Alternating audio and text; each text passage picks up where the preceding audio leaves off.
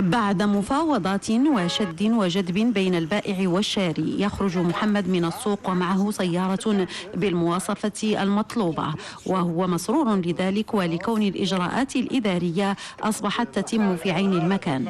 السوق وليتي كتعرف واحد المحل تتجه ليه مباشره، ما كتبقاش كدور في ازقه ممنوعه في اسواق ما عرفتي مع من كتخدم، ما عرفتي مصريه، ما عرفتي كتجي مع الانسان اللي بغى تبيع ليه مباشره هنا للسوق.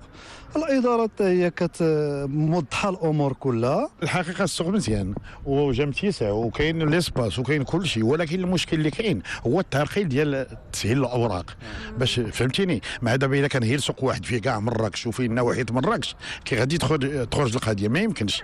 نورمالمون خص على الاقل كل سيكتور يكون فيه مكتب فين كانوا يجهزوا الاوراق بلا المقاطعه، يديروا هما راه عندهم ادرى بهذا الشيء. الخدمة الإدارية خاصة فيما يتعلق بتثبيت الإمضاءات هي قابلة للتوسيع من حيث عدد الموظفين المكلفين بذلك، في حال أصبح الإقبال كبيرا على هذا الفضاء. فالسوق لا زال في بدايته، ولا زال العديد من أطراف عملية البيع والشراء يرفضون الالتحاق به. الساكنة ديال حي المسيرة خصوصا حرف السي وحرف الدي تيتشكاو، يعني هذه تقريبا اكثر من 3 سنوات وهاد الناس هادو تيتشكاو لانه كاين الاكتظاظ، كاين واحد المجموعه ديال السلوكات تتنتج عن هاد الناس اللي تيرتضوا هذا السوق هذا.